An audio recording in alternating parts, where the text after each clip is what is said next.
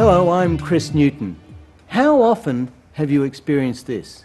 You've been working with a potential client or customer, maybe over 2 or 3 separate meetings, and you've been getting positive buying signals all along the way. But when it comes to the close, just when you're sure the prospect will say yes, they say no. Well, they might not actually even say no. It's more likely they'll say something like, well, we'd like to think about it, or the timing's not right, or I need to talk to my partners, or just leave a proposal with us and we'll call you. You were so close, so how could it possibly have gone wrong? In this video, we'll answer that question and a whole lot more. I'll help you formulate a selling philosophy that works with amazing consistency.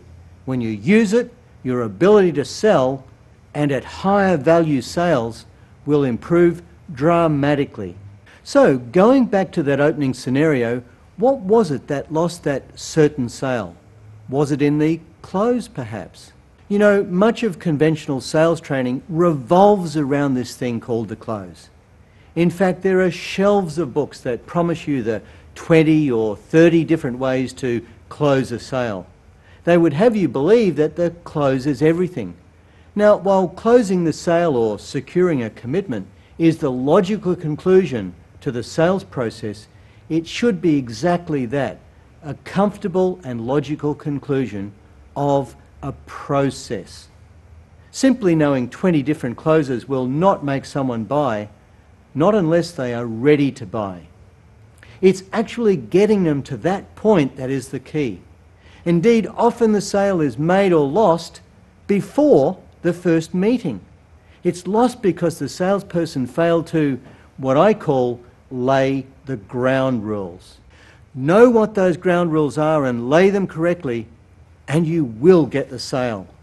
Hearing your prospect say, we'd like to think about it, or the timing's not right, or any of those other excuses will be a thing of the past. So let's look at those ground rules. There are 4 of them. Ground rule number 1 is to establish that you're dealing with a decision maker. And you shouldn't be embarrassed to ask that question, even before you meet. It's going to save you both a lot of time and effort in the long run. So that our meeting on Friday will be as productive as possible, can I confirm who the key decision makers would be on this project? Well, as you can appreciate, we'll be going into quite some detail, and I wouldn't expect you to have to try and re-explain these details to someone else before a decision can be made. Now, you mentioned your sales manager. Should she be at the meeting? Fail to establish this up front and you'll be derailed from the process every time. You'll have left yourself completely exposed to the 11th hour put-off. On the other hand, if you've covered off on this key point, you've taken that risk away. Now, the second ground rule is to get agreement on having uninterrupted time for your meeting. Ever had a prospect customer do this to you? Okay, you've got 10 minutes. Sell me on what you've got to offer. Never ever take that challenge.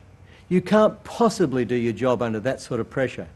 If you do, you've gone from being a professional problem solver to a doormat, a cap-in-hand sales rep singing for your supper. Don't set yourself up for failure.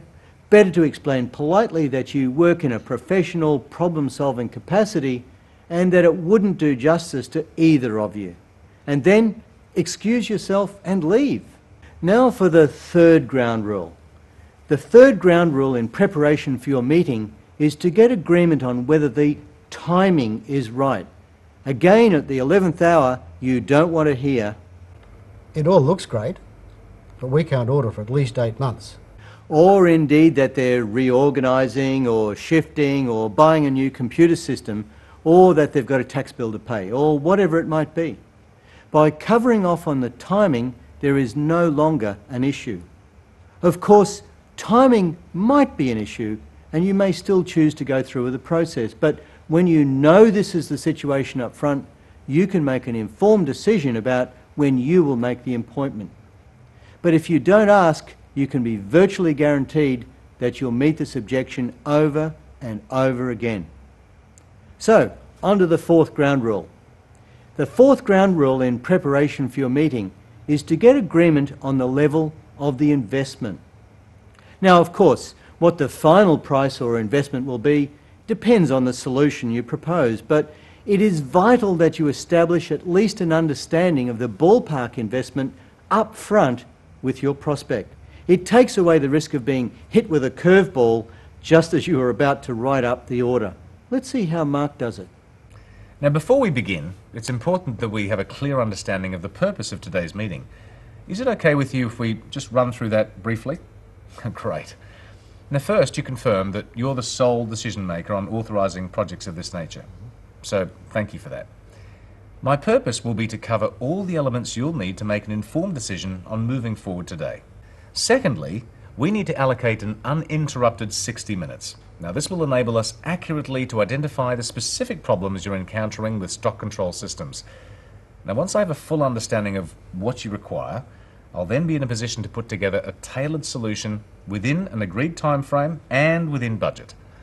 I feel confident we can meet those parameters.